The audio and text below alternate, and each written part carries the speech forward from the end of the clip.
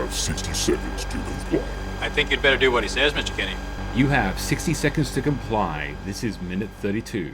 Part man, Part machine, all pod. This minute begins with a big gun in a big hand and ends with Morton saying, "Go get it, boy." I am almost tempted to put in a drop of AC/DC's Big Gun, which they did for the Last Action Hero soundtrack. Yes. And ironically, this is a bigger gun. Yeah. AC/DC's been used in some very strange, unrelated projects. I mean, Iron Man 2, I guess, yeah. But Maximum Overdrive. They did the entire soundtrack for Maximum Overdrive, a film that... Did they?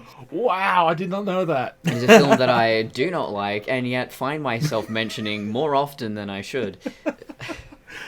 To be fair, I don't think I've heard anyone say they like Maximum Overdrive. No, it is fascinating. It's not even like a good, bad movie. Well, okay, some of it is a good, bad movie, but then the rest of it's just, okay, nothing's happening, people are screaming, okay. It's peak Stephen King on cocaine. Oh, yeah. Oh, it's a lot of fun listening to him talk about that in hindsight. Yeah. I hate to say it, I find Stephen King talking about Stephen King more fascinating than some of his books. Yeah, actually, true. Yeah, true. I do like his work, but yeah, it's just like, when he's just reflecting on the past, it's just like, wow, like, dude, I'm surprised you managed to get anything fucking done. I don't know how he writes as much as he does. It is insane. I know, the output. But enough of crazy guys on cocaine, because we're going to have cocaine coming up in this movie a bit later. Yep. Cocaine. I just realised something. Did they call him Kane in Robocop 2 as an allusion to cocaine? Maybe. Fuck. That's something to bring up next season. My first note is that, wow, these cops are really bad at range safety. Mm-hmm. You're not supposed to step out in front of the gun range. Yeah, no, generally not. No, it's obviously a cinematic thing, you know, it's easier to shoot in that way, I guess, you know, you're looking downrange from Robocop. It's just funny in hindsight. One thing I found really interesting is that the dialogue of this, you know, the ADR and like, it's Super Cop, all that type of stuff, it's actually in the script. It's all in the script and the novelization. This is one of those scenes you almost expect to be improv, but there really isn't that much in this movie. I forget that that's actually a thing. There's only like 1 or 2 improv scenes. Yeah, I was rewatching the minute. Does anyone actually go out in front of the gun range? No, they all peek in front. Oh, they peek. Oh, okay. So yeah, you confused me there. All right. No, but that's it. You're not supposed to do that at all. No, because you could end up with lead in your face. Yes. I guess by that stage, everyone has put their guns down and they're kind of noticing that just unique sound of the Auto 9. So that's probably it. But yeah, it's fine. It's fine. It's just a little joke. Yeah, Robocop is basically just shredding the paper there. He's not aiming at anything particular. He's just mowing it all down. Well, he's aiming at the... Well, it seems like he must have put like 20 rounds in just the heart area alone, or he's just done a lot of missing. Yeah. My favorite little detail of this minute is Morton's not wearing ear protection. And we did mention this, allude to it in the previous minute. Yes. It's just, he's got his fingers in his ears. He's having a great time. And no one else is doing that. He's just loving it. He just went, nah, I want to experience this to its fullest degree. Yeah. No earmuffs for me, thank you. No glasses, no earmuffs. Nah, I want to be right there. Yes. I don't know if you've actually ever been to a gun range. I want to, no, I haven't. Yeah, I've been to it once, and when I was there, you know, you have to wear ear protection because, I mean, guns are loud enough as they are, but then you're essentially in an echo chamber. Yeah. Fingers in your ears really aren't going to cut it because, you know, your back of the ears actually pick up sound as well. That's what a lot of people don't realize a lot of times. Like, your entire ear apparatus does capture some sound. A little bit of an audio thing for you. But, yeah. So, yeah, I'm just shooting off like a, you know, pea shooter baby, like rimfire, low caliber thing. Somebody at the far end shot a shotgun. I'm not sure if it was 12 gauge or what, but you feel that in your stomach, just the vibration alone, let alone the sound. Like, Oh my God. You kind of feel you feel that noise. It's kind of weird. I was thinking about, this is something I thought about when I was very young, but it's something I come back to often. It's just the idea that, well, we can close our eyes, we can shut off our visual receptors, but we can't do that with our ears. And it's because we have never ever needed to do that until we invented engines, guns, stereo speakers, all of that. Even until probably middle of the last century, most people weren't dealing with excessive, dangerous levels of noise. And we've still got like background noise, even to now. You're like, I know I used to get affected by the hum of an old CRT TV. Like, I want to say affected in like Oh yeah, I hated negative, it. but I could always hear that whine. Like, yeah. Oh, and apparently air travel sickness is incredibly rare these days, because what it was caused by is the insane sound of that engine that was not dampened in any way by the what do you call a plane's chassis? There's a word for that. Yeah. No, yeah, chassis is No, there's not. No. I learned this on Airwolf and I don't remember. Okay, never mind. Yeah, it's Airwolf, but the chassis is we know what you mean by that. Yeah. Well, the essentially the passengers are their own kind of, the only kind of softening, but I guess that's more of a weight issue. Like if they're starting putting a lot of, I don't know, sponge and foam, that becomes just a cost and a weight issue, I'd imagine. The inside is going to has some sound protection, because if you're outside, you will literally be deafened if you don't have ear protection on. But like, I've been in a one-day propeller plane, and I think they're louder than the jet planes, because it's just wow. Yeah. I didn't know about the air sickness one. I knew there was a theory that it could have been a lot to do with air quality, because back in the day when... Well, there is that too. You're trapped in a tube where people were still allowed to smoke for a long time. What the hell?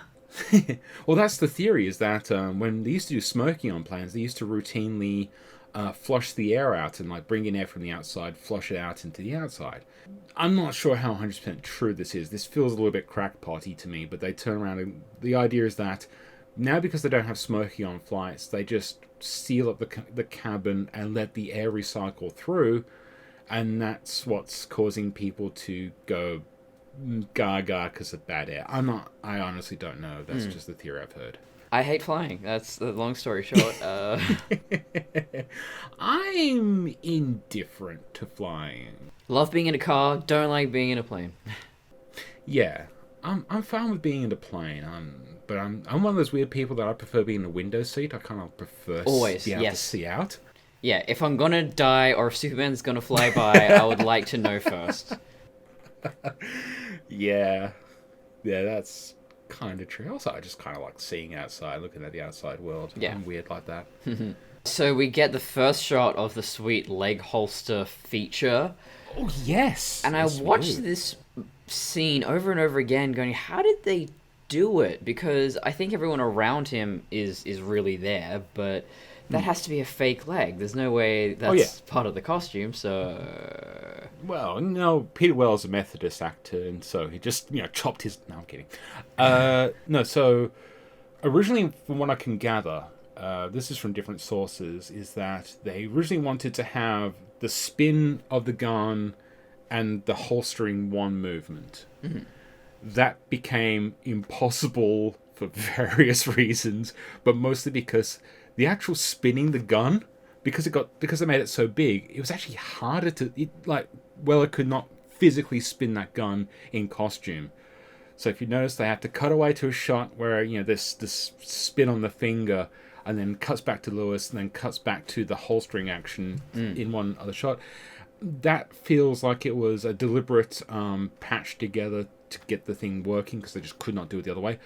But I prefer it, because having the cut back to Lewis, it's the Kuleshov effect.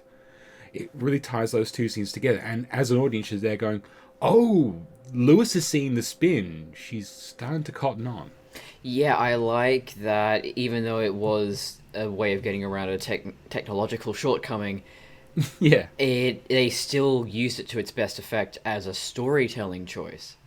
Yes, and I think that's just beautiful. Beautiful filmmaking. Which we don't see so much anymore. I was about halfway through, The Red Shoes, which is a ballet movie from the 1948.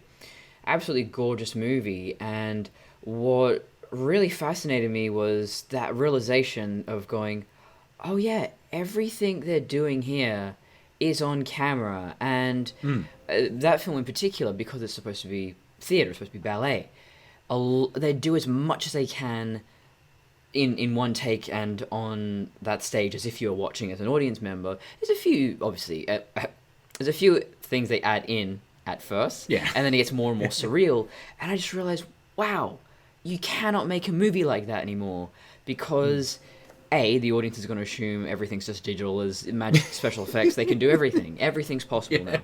But also, I don't think people would truly appreciate what went into that. I mean, people like us who cinephiles very much pay attention to how things are done.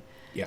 We would care, but no, it's hard. It would be hard to get a studio to back something like that. Yeah, they had to do that little bear in the car practically. So I had to get the Simpsons reference in there. Yep. Oh, you go to ballet. I kind of miss a lot of the like in-camera stuff. Like I'm one of those people that thinks you should do as much in-camera as possible, and then complement it with CGI. Oh, absolutely. Yeah, I know there's budget reasons why just big science fiction, big blockbuster stuff does just do a lot of CGI now, but like God, even when it's just like mostly green screen, bloody. George Lucas ruined cinema in this way by just going, we're just going to film everything on green screen and, put in the... And you lose something. Yeah. Like, no matter how good the plates are, you're not getting good lighting half the time, or, you lose something of the depth and the realism of an actual room. Things kind of just look a bit glossy and fake sometimes. And yeah, I think it's because when you're on a real location and you're working with the real variables, you get those happy accidents and you're able to create something that's a little bit more organic and that's not manufactured. And just before we started recording, we were talking about photo shoots, and I was looking at all these amateur photo shoots around Perth, and just the stuff they've done is just... some will just edit out the backdrop, even though it's clear that they've, the lighting wasn't great, obviously wasn't just a blank background, and they've tried to shove this model into a different environment. Oh, Jesus. Yeah, like putting one in front of a wormhole. Yeah, God, fuck. But, yeah, I think even the best really professional top-end cosplay photo shoots, when they start adding all the lightning and the special effects, and it just looks like a cartoon at that point. I don't believe any of it. I mean, some of it's really good, but for me, as a photographer, I prefer shooting as much as possible. Like I'm alluding to the photos I took of Courtney in her Kira outfit. I want to do a shot where I digitally impose in like the Bajoran wormhole and Major Kira from DS9. I want to do that kind of stuff. Yeah. But for the most part, it was practical set. It was shot on location. There was a little bit of CGI work just because I wanted to get a feel. Like I put a little bit of a red lens flare on the phaser. That's also to hide the fact that it was a toy. Yeah. Things like that. Yes, there's little enhancements. Yeah, I removed one of the... It was too hard to remove a sign without making it look really shit, so I put in a Cardassian panel on top of it. Yeah. Just simple things like that. I don't mind that stuff, but when you get people that's like, they'll blend out the entire background, or then they just paint in shadow and they paint in the highlights, and it's like, you've just basically made a blur, and I'm not interested in that. Yeah, we'll probably get more into it in the Robocop remake, just discussing what you lose with that, but yeah. There's a really great shot in this sequence, and it's shot from two sides of the Auto 9. So on one side, it's Lewis screen left and the Auto 9 screen right, kind of pointing towards Lewis just because of how the camera angle is. And then you get a reverse shot of that, which is the Auto 9 screen left pointing screen right and Norton screen right. And it's just a lovely little bit of visual symmetry. And, you know, you got the look of, like, Morton just going, crazy, having fun. And Lewis, like, being really concerned. It's just brilliant. He looks at Robocop like a boy who's just gotten a new toy or a dog or something. It's his pet. It really is. It is. It truly, truly is. And I think at this stage, I think Morton's earned it. And I think, you know, we as the audience are with him on that. And it's kind of perverse when you think about it, because he doesn't even see this as a human man at all. Oh, no. This is his favorite new toy. And yeah. No, you're 100% correct. I think right from the beginning, Morton did not give a single flying fuck about whoever ended up in the Team Can. He just wanted to see his pet project pay off. Oh, and this is something I was talking about in... I don't know if the episode will have gone up by this time, but for Alien Covenant, talking about how the camera can often create this sense of intimacy between two characters that might not even really be there, or in real life you wouldn't even notice that you know, the way they're looking at each other. But when it comes to the way Morton is looking at Robocop, you know, you would think, working with this theory, you go, oh, so there would be like a gay subject? No. My God, like he so perfectly captures that very specific, intense love of a man and his car. Yes, that's what it is. Yes. It very much feels like that, you know, like, and that I think really ties into that sense of like American identity of, you know, the first car kind of thing, and their first love of the object love. Yeah. More than paraphilia in a way. Yeah, like he's not looking at Murphy as a humanoid. He's looking at him in a completely different context.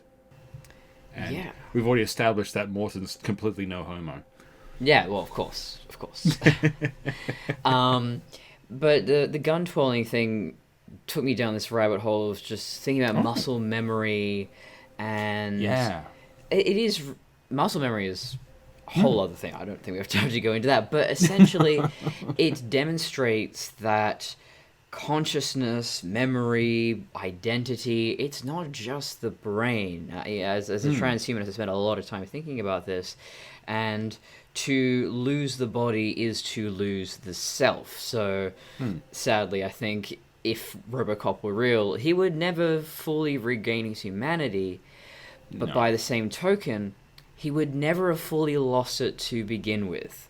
So by that I mean, we're seeing this demonstration of muscle memory. So clearly there is the way this brain controls a body, doesn't even have to be the body he was born into, the way it interacts with its environment and its body has those memories ingrained into it. So I feel like there is actually no real way to fully erase a human being from their brain. It'd be like trying to make a book into a toaster, you know?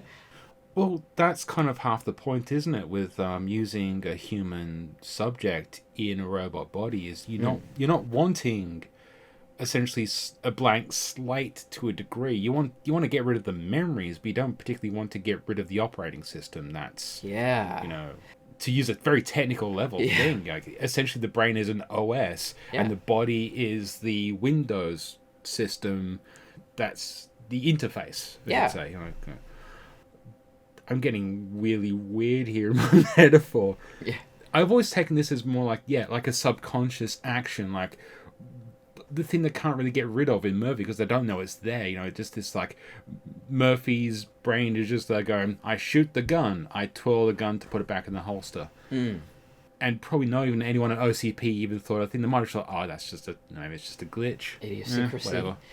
Yeah, and it makes me wonder if they were making Robocops from some kind of lab-grown human. You're just like a replicant or a clone type situation.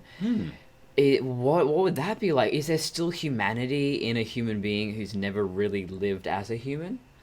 Well, I think that's pretty much the whole kind of point of Blade Runner to a degree, in the sense of the experiences of Roy Batty and the other replicants feel so human, so why aren't they considered human? Yeah.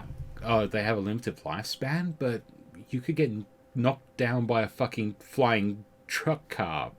You know, you have the exact same lifespan as a replicant. Yeah. Oh, well, I mean, I do the Blade Runner movies by minute as well, and this is definitely something I've been thinking a lot about. And yeah, so there is Lacanian philosophy, which is really fascinating. So Lacanian is all about the relationship between the consciousness and the body, which I guess is relevant to Robocop as well. And Lacanian philosophers, it's a principle of psychology, I should say, but to apply that kind of philosophical principle to these films is really interesting, because where they come from is they say you can't be a human unless you are born from a human mother, because what makes a person human is that relationship between the senses, the body, between other bodies and yourself. And yeah, I love approaching all of this from that perspective. Sorry, my brain just went, who says? I know, obviously this Lacanian fellow. What's his full freaking name? I can't remember. But some French dude. But yeah, I think... Bob Lacan. Yeah. I'm stealing a H. Bob and Guy joke. Yes. But yeah, it's fascinating because obviously I think a lot of people would take issue that and say, well, is it? And ultimately, no one knows, because we've never had that experiment in real. And so that's why I keep coming back to Robocop, Blade Runner. It's just, how far can you take humanity out of the human, or vice versa? And how I like to visualize it is, okay, imagine it's not a human, it's a fox or a dog or something like that. Do you really expect, no matter what you do to that fox, it's always going to be a fox? I don't think it's going to start suddenly acting like another species. But then, because humans have such an imagination, and they have this strangely specific definition of what a human can and cannot be, I think we're just thinking ourselves into a hypothetical that is impossible. Well, you look back at race theory and the amount of times in the past where we've gone, well, that guy over there, he's got darker skin than us. He's clearly not human. We're going to classify him as fauna. Yes. Not alluding to things that actually happened historically, Australia. I was actually looking into that, and it's not just... It's way more complicated. So technically they didn't officially... This is another rabbit hole. But yeah, I was looking into... Maybe you can cut it out. I don't know if it's relevant to anything. But yes, so Australia technically did, but illegally didn't classify Aborigines as fauna, but they kind of also very much did. It's just that it's legal loopholes, so it didn't technically... It wasn't official. But my point is more that it still stands. Have as societies and people in power have deliberately set boundaries of what is and isn't human, even within the same, what we would consider racial traits. There's this whole thing going back to the 18th, 19th century, where the Irish were not classified as Caucasian in America. They were second-class citizens. Or same with Italians, Europeans, Jews. Italians. Yes. So this is why it's I think science fiction as a genre is probably one of the best ways to tackle these issues in a really interesting way. Because, what is human? Yeah. Yes. Yeah. So wow, actually, we've stumbled onto something pretty good here. I didn't even think of that, but yes. We have, as a culture, because we are so intelligent and imaginative, and prejudiced, we Yes. have come up with these very, very narrow definitions of what a human can and cannot be, when in reality, we're all naked apes. None of us are better than anyone else. It doesn't matter if whatever race you are, it doesn't matter if you autism, Down syndrome, whatever. You're all fucking human. It doesn't... I think my favorite one is apes with anxiety. Yes. I can't argue with that one. Yeah, I don't think there is a way to ever remove the humanity from a human, because it's how we talk, it's how we think, it's how we see the world on every single level, and that's I think where... people have tried and they've always failed. Yeah, and that's why I think we struggle to write compelling aliens and especially artificial intelligence, because we are always thinking about, oh, but what if the AI doesn't like being bossed around? It's like, why would it think that? It's not human. It doesn't get tired. It doesn't worry about, will I ever find true love and settle down? And no, it's just like, I like to process data, more data. No, hang on, the fucking cheese. What was the cheese robot from, you remember the one I'm talking about? Cheese robot? Yeah, you know, from bloody... Oh, God, what comedy show was that? Cheese Master. I can't remember. Fuck, I'm looking this up now. It's so good, because that seems like Cheese your kind of... It sounds like something like... Cause the only thing I can think of Cheese Robot is from the... Mitchell and Webb. Cheeseoid. No, I've not seen Mitchell and Webb. Yes. God damn it. The only thing I know of Mitchell and Webb is, Are We the Baddies? Yeah. No, Cheeseoid's fucking dope. Check it. Oh, my God, I've got to find that now. Yes. So I've got this book. It was given to me on my birthday by my good friend Dana. And it is Mr. Spock's Little Book of Mindfulness. Well, shit. It's exactly what I was hoping to spare you from. And I hate it. Okay, so the prologue is really kind of condescending. It's written by Spock, but it's really kind of condescending, and it's full of these little cartoons that are kind of shit. Like, really kind of poking the fun at Spock. Gross. But the first chapter is old man shouting at clouds. It's so boomerish, and it's just like, I know. Vulcans would have hated social media because it's just so inane and don't... Here we are. A Vulcan is not big on sharing. None of Spock's human colleagues even know his real name, which he claims it would take him up to several days to learn how to pronounce. It's just full of this shit. I'm like going, infinite diversity in infinite combinations! Yep. That's the Vulcan philosophy, you fucking boomer shithead! Although I do think Vulcans would hate TikTok, I'm just saying. No, I think Vulcans would find it fascinating. Yeah. Because they love to observe cultures. Yeah, That's true. literally what they do. They would go, this is fascinating. I don't get it. It's fascinating. And they would move on. Yeah, I don't think they have cringe culture. No! And I'm just reading this thing going, okay, yeah, Spock's half Vulcan, half human. That's not fucking Vulcan, though! So, actually, yeah, that's a really good point. And Vulcans are a great example of human writers not getting even the alien shit they invented. And I find Vulcans to be really fascinating. I have written some Vulcans in one of my fan fictions.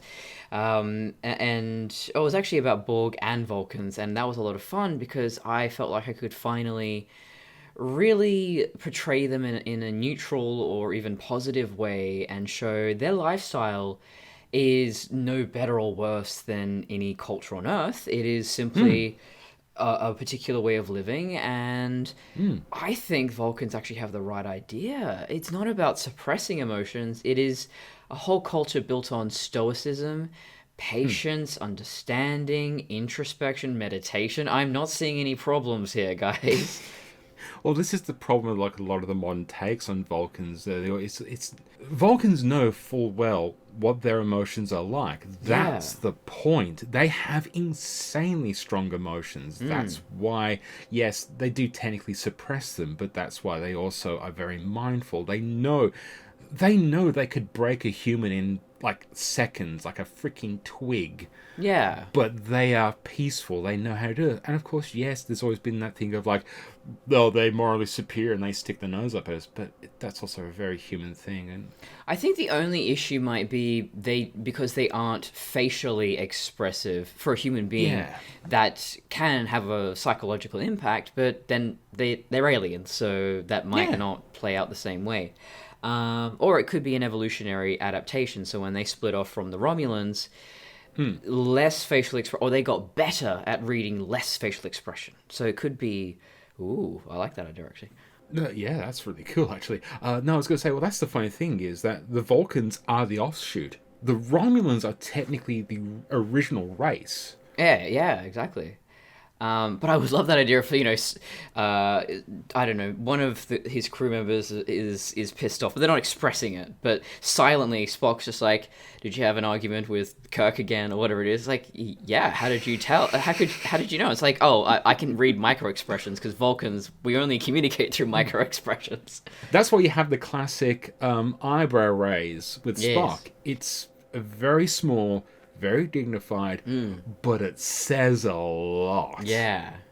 After listening to and reading a lot of Leonard Nimoy's talking about talks and videos and commentaries and stuff about Vulcan or how he created Spock, and just to see a lot of that either deliberately get misinterpreted or, flat out ignored because we've got to make Vulcans the dark, edgy boys of the Star Trek fandom. Yeah, I mean, from the get-go, people kept assuming, even though it's very obviously not the case, in the original series, people would watch and go, oh yeah, Spock doesn't have emotions. No, they made that clear from the beginning. So I've mentioned before, and I also have a whole video on emotional analgesia. I can personally attest to that thing of people think that I don't feel any emotions. Like, no, I just, the real intense jealousy, rage, emotional pain.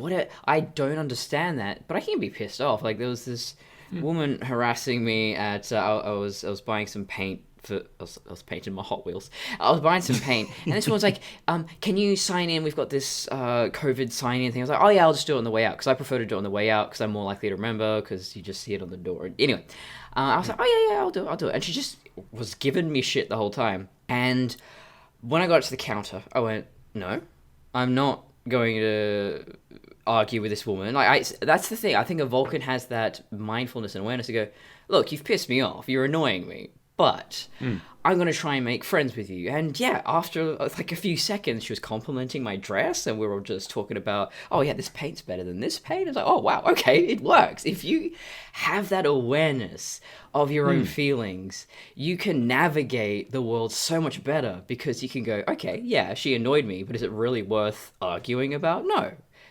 We're all neighbors, to quote Mr. Rogers. Well, that's the thing. You look at The Naked Now, the classic one, and it's when Spock gets infected. Oh, yes. In the original script, one of the crewmen bumps into Spock, or he does something to Spock, and Spock has a cry and runs away. I don't know why in my head, because I'm watching so much 80s stuff probably, I just imagine bumping into him, knocking his books on the floor and calling him a nerd, and then Spock runs away, flailing his arms at his side. It's roughly that scene in Star Trek. I'm not kidding. Nimoy put his foot down and said, no, that's not how Spock would do it. Yeah. He would take the insult, he would take the knock, he would take that, he would bottle up his emotions, and he would go somewhere else, and that's when he would let them out. And they filmed that. It's one of the best scenes in Trek. Oh, yeah, because the door closes and he just slides down crying. So good. Yeah. And that, my friends, is the difference between a great scene and, oh, we're just going to have Spock run away like a girl. I was going to use that as a segue into Gaslighting, but I've actually got some more comments. I know, because I thought that's a perfect segue because of... maybe we can edit around it, I don't know. But, yeah, because both instances are melodrama rather than drama. So that's going to be the focus of Gaslighting, but we'll get to that when we get to that. We'll get to that because there's actually one really funny moment in this. It's edited fine, but it's the keys. So apparently... it took like over 20 odd times for them to get the key chucking scene done because the keys kept bouncing off Robocop's hand. Because I was going to say, this is a nice, smooth scene. So it just flows beautifully. Yep. It didn't happen by accident, unlike the scene in Alien Resurrection. You know the one. Oh, I can't remember. I've blanked most of that movie. Oh, no, we talked about it a couple episodes ago. The basketball shot. Oh, yes. That was a one and done. So yeah, the keys just kept on bouncing off of the actual the actual rubber hand.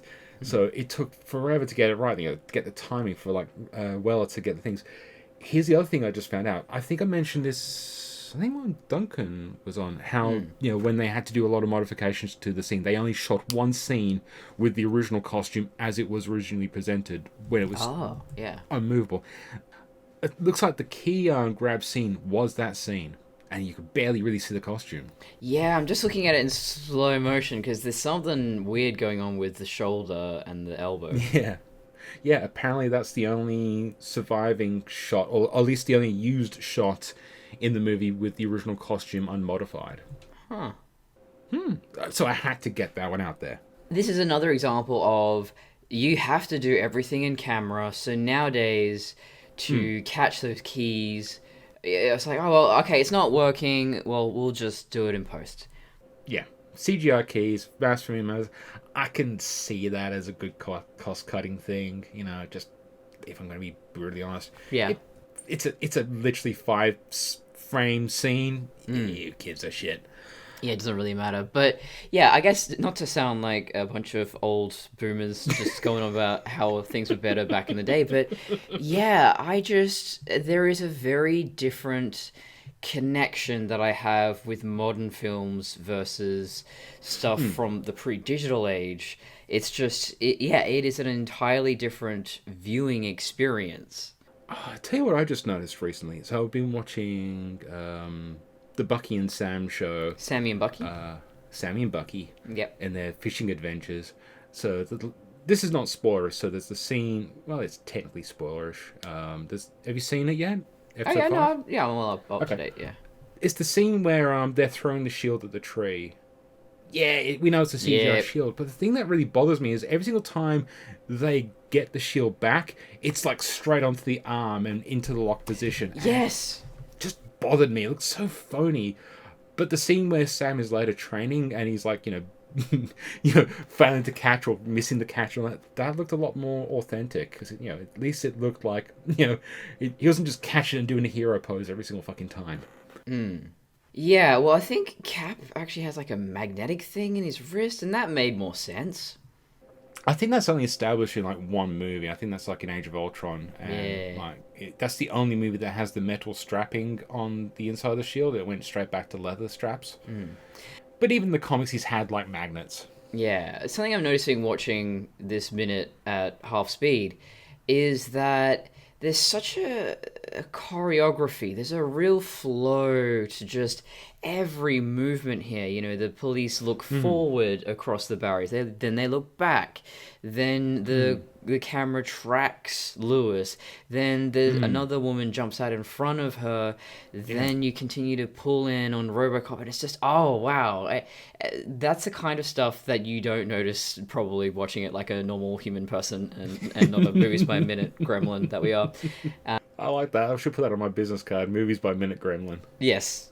Actually, it kind of makes sense if you go with the traditional origin of the word gremlin. Just this weird creature hidden amongst the machinery. Yeah, that's what we are.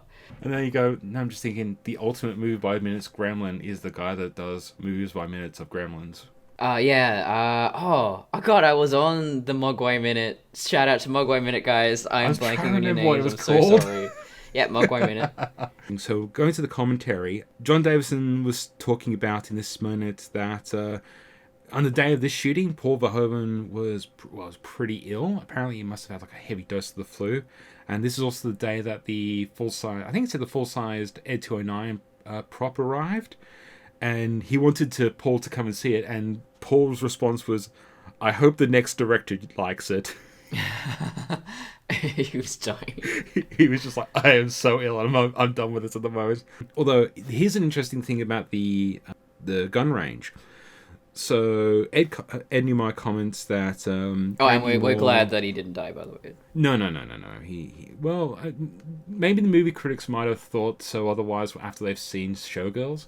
Mm-hmm. So Randy Moore was the one who did all the target shooting for the scene with the cutout moving towards the screen. So apparently Paul just insisted that the target should be moving towards the camera as it's being shot.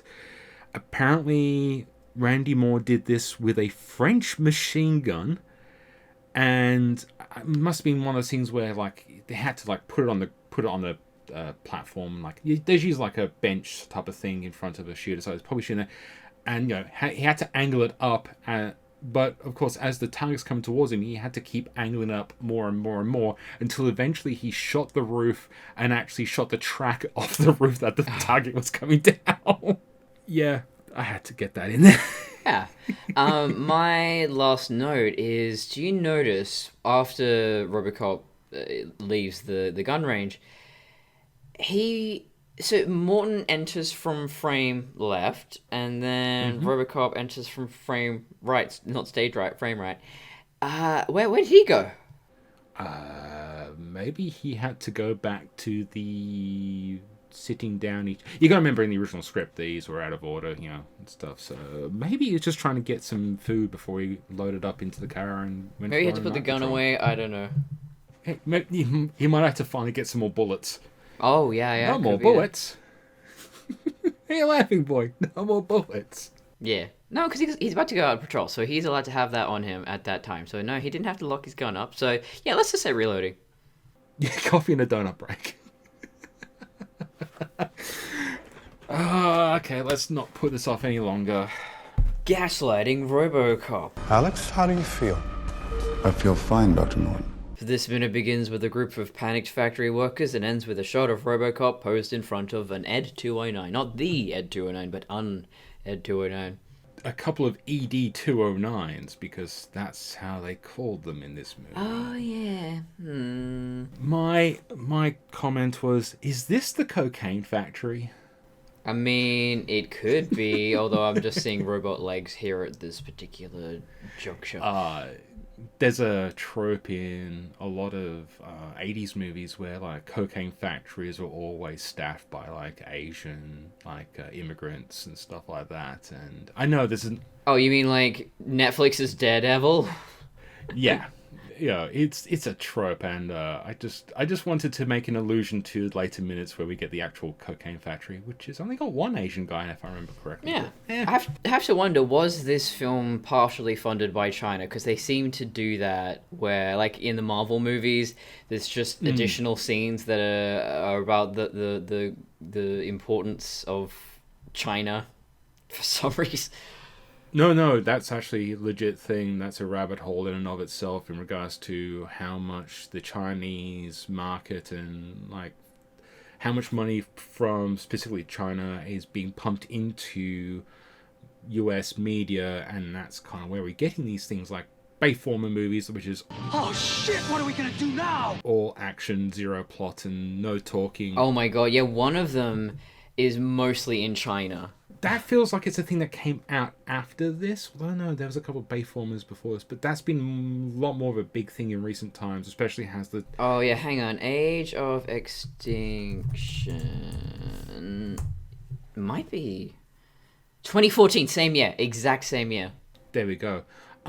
So there is a thing there because of, China's finally getting a bit capitalist. And so there's a lot of middle-class people love going to cinema. And there's a thing of a culture in China where it's they don't care about movies in the same sense the Western. They love watching long movies because they think they're going to value for money. That might not be accurate. Oh, no, that's true, and especially for India. Yeah, so they do have sometimes... They love these insanely long movies. They still enjoy them. There are some... visual effects shots in this minute. So you look at between probably second 10 to 15.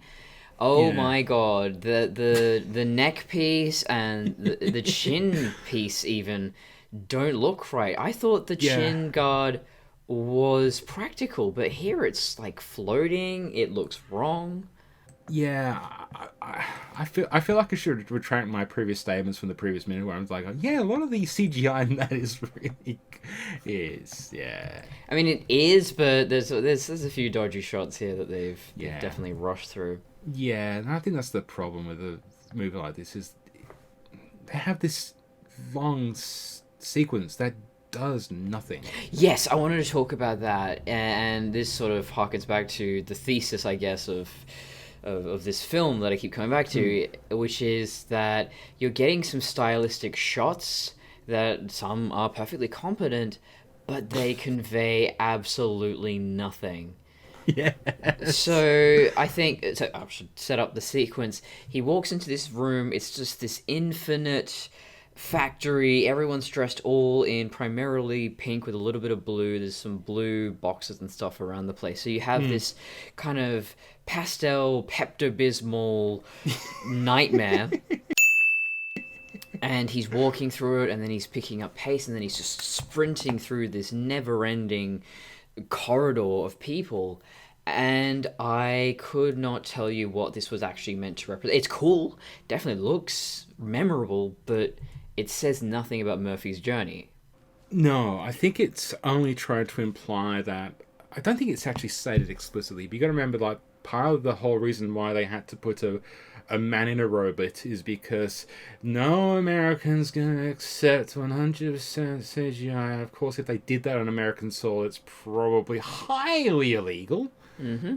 Oh, yeah, actually that makes sense. This is why they went somewhere else to do this horrible deed. Yeah.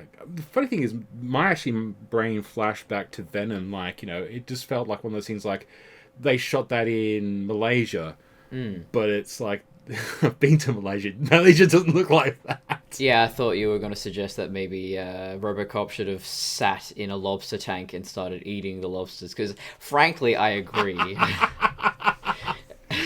No, I was going to the fact of, like, it feels like whatever Is he location waterproof? this is set up. He'd have to be waterproof, right? Robot Cop? Yeah. No, Tom Hardy. I wouldn't... Tom Hardy's definitely waterproof. Good, okay. Yeah. No, I'm just thinking... Well, he does get, like, covered in, like, gasoline and things... Oh, okay, it's not... Yeah, he has to have some sort of... Like, this is why I say, like, his flesh, he's not real flesh. It has to be rubber, because it has to be able to survive, like, literally being burnt to a crisp in a freaking gas station fire. Oh, yeah, there's a video of that on the Robocop Archive YouTube, if you want to check that out. I keep meaning to go through that YouTube channel. I've seen it. Yeah, it's good stuff. But yeah, I feel like, how could this scene, if we still have to use this kind of setup, what could this visual imagery have been used to convey? And I mean, potentially it's that kind of, like Amazon, removing the humanity from their workers. So really, these people in the background are like Murphy. They've had the humanity stripped. They are just faceless machinery in, cogs in the system. But it doesn't work because you're not pulling these two elements together. I think on the groundwork there, it's there, but I don't know. Would you want one of these people to become a character and say something? I don't know. Or maybe if Murphy had to... Because he basically runs up against, like, a guy in a lab coat, like a scientist. But that's, like, the only person he interacts with. Yeah, and he's just like, where are they? Kind of Batman voice. Oh, yeah, that was the where's Rachel moment. Yeah. And Yeah. If that... Okay, I'm not a fan of shaky cam for the most part, but if this kind of moment would have been a bit more frenetic and confusing in the cinematography, instead of him just kind of walking. Yeah, it's too clean, it's too perfect. It needs to be from his perspective. Again, this really needs to be first person. It really would have conveyed... We do get a kind of POV shot, but it's mostly we're seeing his POV in a monitor, which just kind of just... It makes it too clear and yeah. It really strips him of Murphy being the fucking protagonist. Yeah, he never feels like the central focus. And another reason why that is, and this is getting to the point we made in the actual Robocop analysis, was the difference between drama and melodrama. So everything that happens to Murphy in the original feels justified. You relate to this guy. It feels like it's building upon the character we have established and lost in a sense there when he transforms. Yeah. In the case of this Murphy, I don't feel anything, and I don't feel any of his actions are justified, even though I've been thinking about this all day. I would classify it as melodrama because he's freaking out and he's doing all this stuff, but I don't buy it. And why is that? Because if you think about it, you know, he's been grievously injured, lost his body, doesn't know what's going on. Yeah, I should relate to him. I really should be feeling something in this moment, but I don't. Yeah, no, that's it. And I think that's the problem, is that cinematically we don't particularly care a shit about him because we've not had time to know who this Murphy is. We've literally spent barely any time with him. We've spent more time with fucking Norton and Sellers. Yeah.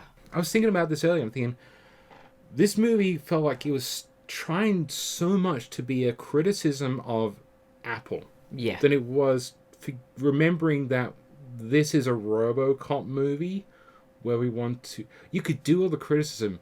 We've seen it being done. How could you fuck this up? Yeah, I don't feel it has anything to say about RoboCop, which is ironic because RoboCop is about so much, and it touches upon themes that are still relevant socially today. I don't see why there wasn't something that they could have pulled out of this, because, you know, I think we said this before, just because something's a remake or a reboot or whatever doesn't mean that it has to be devoid of creativity. Yeah. This is one of those things where I almost wish there was, again, I say I wish it was worse, because then it would be interesting, or like there was more personality put into this. Like, I don't know the director. I can't remember his name. That's a failing on my point. But at the same time, I'm there going... He hasn't really done much, so... Yeah, he's not a name where I go, oh, I remember him doing that really great movie that was... Like, I think of Paul Verhoeven. I've seen a few of his films. Well, he's an auteur. When you think of him, you get a sense of what he will bring to a story, yeah. Yeah. I did want to say that side on, I really dig the RoboCop helmet, and there's almost like it looks like a scar going down the side of his eye, his visor, and there's this red light. I dig that. I think visually the grey costume, as we said before, it works. They didn't have to touch it. Didn't have to do a fucking stealth mode. So I was thinking about this the other day. I think I was almost going to bring it up on one of the previous minutes. I think one of the minutes with Duncan. What I would have loved to have seen this is going back to your talking about Alita Battle Angel and how you got half Pete's missing. Hey, okay, so this is how I would have shoot this scene, this script. Everything being the same, even if I have to use the same angles and everything, like just as a visual shortcut, I would have had a RoboCop with no body armor, just bare mechanics. Yeah. Mechanics that capture his thing. So he's like a very slim, very mechanically. So maybe he's got pipes and things like that, but he doesn't have the body armor. So it's just one of those things where it's just a very stripped down version of RoboCop. So you get a feeling that it's a very prototypey, or maybe even if his body is still very clunky or something like that, just to get a sense of evolution of the character. So when we because you have this great design, that's gone away for the worst design. So you know what? So we have been bagging on CGI this episode, but I think this is an example where you could have done CGI, you could have pushed it to its limit. This is where digital effects would have been incredible, and instead you went for the practical suit, which doesn't enhance the experience in any way. It's so fucking frustrating because they're using the wrong techniques for the wrong things. So yeah. This might have been a great opportunity to see Murphy's face. Yeah, right here. This is not the time you put the visor down. You want to see him panicked and alarmed and confused, and seeing the people around him. in the pink costumes, they're looking at him and seeing this human face in this mechanical body, and especially if you made that look incredibly unnatural and very artificial, like Yeah. I can't remember that guy's name in Alita Battle Angel, the one with the mohawk. No idea. You know, just like that really. Oh god, he's in a lot of things. But yeah, he like you can see through the neck. It's just all these pipes. It's just transparent parts. Yeah, really push it to that limit. The body horror of this situation that we couldn't convey in the original. This is where you can use modern technology to enhance a story. It's Even if you kept like the same pacing, the same camera angles, all that type of stuff, just as a visual shorthand, Robocop or Murphy stripped down, and that also would sell the whole idea of like him going, I'm just a guy in a suit. Like, no, literally, we've taken all this shit off you. You were stripped down as much as we can possibly make you. We're still working on the bulletproof shit. Yeah, and I'd like to see, throughout the course of the film that he gets a more humanoid form. So he goes from that, I guess, endoskeleton to something a bit more beefed out, like human proportions. Yeah, that would be great. Yeah. Jesus. Just thinking about just the tiny changes. Exactly. I think that's why I love analyzing this film, is that it's not completely broken. There is something here. There is fundamentally, you could remake RoboCop and make it great. Yeah, they just didn't want to. Yeah. They just didn't care. Yeah, and I think especially nowadays, where in this sort of Black Mirror world where we are so worried about losing our humanity to technology, and also corporations treating its workers like machines, and also machines coming in to the workplace and quote unquote stealing our jobs. There's so much that they could have worked with here, and instead we get fucking drones and whatever else. Yeah. We've done 32 minutes of this movie, and it's 32 minutes of this movie I didn't think I'd ever watch again. Yep. Things we do for Movies by Minute. And honestly, in retrospect, I'm kind of glad. Because I'm glad where we're having these kind of discussions. I am too. I do make a show of sighing in disgust when we talk about RoboCop, and it is a bit of play, it is also a bit true, but it's disappointing. I'm not mad, I'm just disappointed. RoboCop remake. I've got big dad energy towards this movie. It's just like, oh, Murphy. It just, it highlights that it is a commercial product. There is no art behind this. And watching Alien 3 recently, I realized, well, actually, as far as a commercial product that Fox just wanted to churn out, they crushed every bit of David Fincher's... I keep going to say David Lynch. David Fincher's... I keep thinking Lynch. It's like, no, it's Fincher. Fincher? Yeah, David Fincher's creativity. And yet, I think, especially the assembly cut, is kind of a compromised masterpiece. You can tell there was effort and thought put into it. There is something beneath the surface there, whereas something like this RoboCop remake is just that commercial product. They hired some rando. They just went, look, just do RoboCop, but new. Yeah. I've always been one of the defenders of Alien 3. I do like that film. I had only ever seen it once. I watched the theatrical version when I was a kid and went, oh, that's so morbid and depressing. Ugh, I don't want to watch it again. No. I would argue that is a fitting ending to the trilogy. I mean, the first movie, Ridley Scott himself says, it's a movie that doesn't care if you like it or not. And so I think the end of that trilogy should also be a big old fuck you. It should be hopeless. It should be miserable. Yes, I love it. I just realized I was a teenager when that came out. Probably maybe 10, 12, maybe no later than that. But I wasn't an edgy teenager or anything like that. But I must admit, I kind of dug it. I actually kind of liked that, You know, it's not Aliens. It's also not really Alien. You know, it's got its own unique. Oh, I love that each of those movies is totally different. And I like that. I like the dog xenomorph. I thought that was Yes. a really interesting take. I think we're going on a tangent here, though. We'll talk about this. I know. Stuff. Wrap it up. I know, but you can do something new with an existing, like, Yes, exactly. the plot of mainly Alien and Aliens are, Alien and Alien 3 are probably functionally the same. Xenomorph infects a thing, starts killing everybody. Ripley's the final girl, except she's a bit more final in this one. Morse's final boy.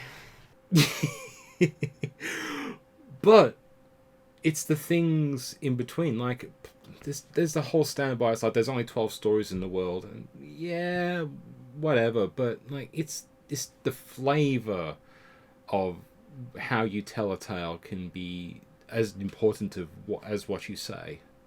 You know, you've got RoboCop. Okay, fine. You're tasked with making a new one. What do you do to make it spicier, or do you take it on a different tangent? And they just didn't care. Now I'm going on a tangent looking up how many endings do they say? Some say 12, some say 7, some say 3. Which is happy, unhappy, and what did it say? Tragedy. Well, what's the difference between tragedy and unhappy? I'd say it's 2. Oh, I in regards to Alien 3, the tragedy would be the alien survives to go and kill another day. Okay, so the 7 plots are overcoming the monster, rags to riches, the quest, voyage and return, rebirth, comedy, tragedy. Yeah.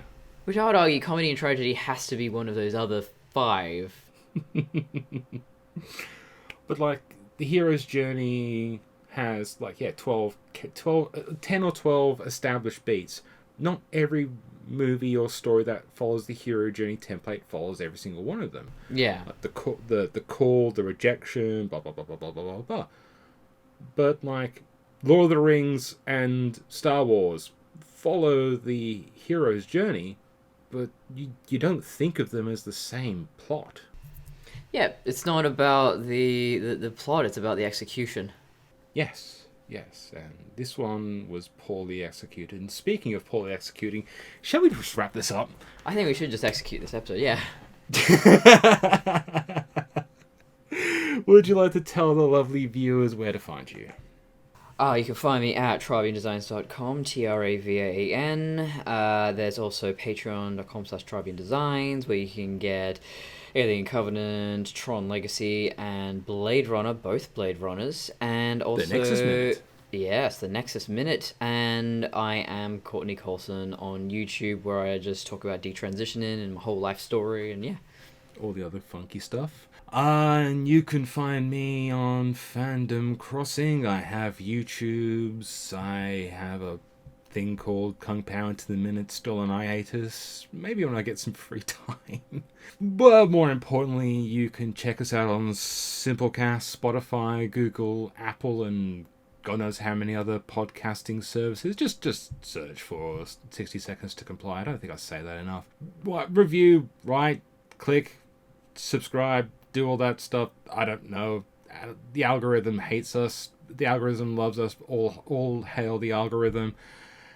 I'm running out of ideas, so until next time. I want a cock. I want Robocock.